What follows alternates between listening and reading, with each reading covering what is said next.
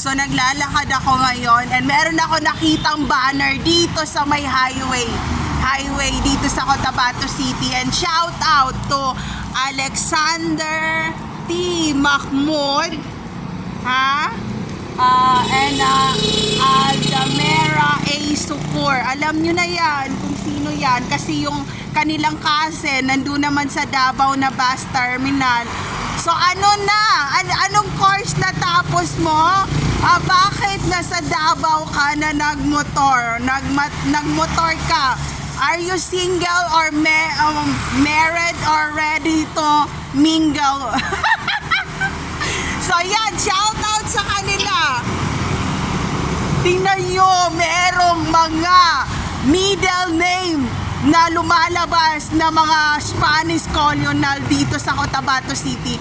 Shout out sa inyo, and for the engineer in the NSO here in Cotabato City, your assistant said that pwede raw tayo magkita in personal. Sabi, pwedeng ipakita to kay boss, baka magustuhan niya ang pag-uusap nilang dalawa. So ayan, shout out sa inyo. Alam nyo na, nandito ako. Alam nyo na, walang magaganyan sa atin. Buhay pa ba kayo bago nag-comment o saan na kayo ngayon? So naglalakad ako, meron tayong gagawin ngayon. Please subscribe to my YouTube channel and alive tayo mamaya. So ito yung view dito.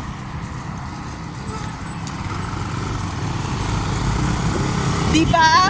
Merong mga naliligaw na kumbaga next footstep here in Cotabato City. So oh my God, and the winner is, hindi nyo na alam, hindi kami magpatalo talaga, lalo na sabi ng lola ko, pag wala na ako, bumalik ka ng Cotabato City, Mindanao, and declare who you are and where you came from, and galing ka sa ilog pero hindi ka madumi, makipaglaro. Ayun, so ayun, there's no safe place to all targeted individual out there. Take care always, everyone. Nakapambahay lang ako, ayan. And sinabi ni kuyang driver na galing po ba kayo sa bahay o nag-flight kayo dito from Manila to Davao to Cotabato, kasi nakapambahay ako ng sapatos. Ayan, yan yung mga nakukuhang libre sa hotel na mga ipasak sa paa na sapatos talaga na hindi pwedeng mabasa, kasi once na mabasa, masisira na yan. So tingnan nyo, basang-basa, putikan si ating, pero walang aatras. Laban natin lahat to. We shall return. Mac Arthur Mormi. So ayan, ito yung view dito. Hindi pa ako nag-breakfast.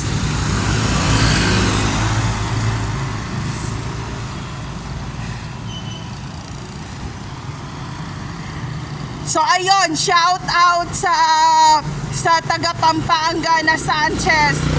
Sanchez, alam mo na kung saan kayo, sa Pampanga, sa may abandoned na military base ng Pampanga. Ayun, pinapanood ko ang mga vlogs mo, and siguro naman gusto mo ng collaboration. Puntahan kita ng Pampanga.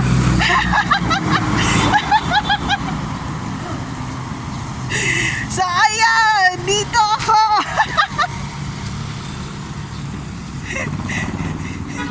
I'm single and I'm not ready for any relationship right now.